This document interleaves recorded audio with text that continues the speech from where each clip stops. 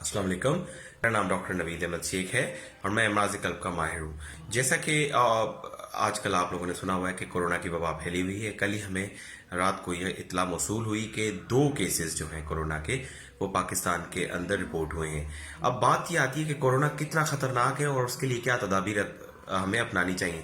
सबसे पहले तो ये कि कोरोना का मोर्टेलिटी रेट, जिसके हम कहते हैं कि अगर कोई इंसान उससे इन्फेक्टेड हो जाए तो उसमें से अमवात कितनों की वाक़या होंगी। तो खुदा न ख्वास्ता अगर किसी को कोरोना हो जाए तो 80% ये चांसेस हैं कि उसको डिजीज़ माइल्ड होगी, क्योंकि 80% लोगों को माइल्ड डिजीज़ होती है, 23% लोगों को थोड़ी सी ज़्यादा ख़राब वाली बीमारी जिसे मॉडरेट टू सीवियर कंडीशन बोले वो होती है, और क्रिटिकल कंडीशन सिर्फ और सिर्फ 4 से 5% लोगों में होती है।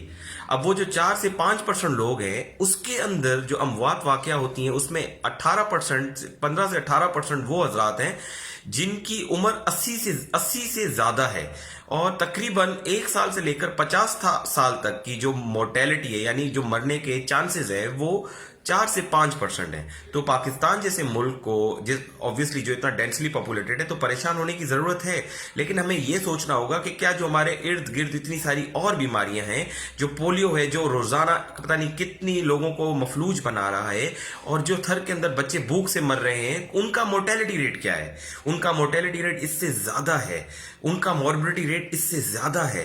तो हमें बिल्कुल, मैं ये नहीं कह रहा कि आपको परेशान नहीं होना चाहिए, आपको परेशान होना चाहिए, लेकिन प्लीज़ पैनिक क्रिएट ना करें, उसको एक अच्छे तरीके से डील करें, सेंटर्स कायम करें, ठीक है, आप आइसोलेशन यूनिट्स कायम करें, लोगों को उसमें से उनको अवेयरनेस दिलाएं कि उसको कैसे बचा जा सकता है, उसकी तदाबीर को शाया करें और एक सोशल अवेयरनेस भी दिलवाएं। मैं ये वीडियो बनाने का सिर्फ मकसद ये था कि जो लोग रोजाना मुझे इतने फोन्स और मैसेजेस कर रहे हैं मेरे पेज पे कि डॉक्टर साहब कोरोना से क्या होगा, हम तो घर से नहीं निकल सकते, तो उनके लिए मैं कहूंगा कि सबसे ज्यादा रिस्क इस वक्त एल्डरली लोगों को है, जिनकी उम्र दराज है, उम्र दराज लोगों को है। तो प्लीज उनको आप अपने घरों के अंदर रखें, उनको कोशिश करें बाहर ना निकलने दें, पब्लिक प्लेसेस में ना लेके जाएं, और उनकी ज्यादा से ज्यादा हाइजीन केयर करें, उनको उनकी इम्यूनिटी स्ट्रॉन्ग रखें।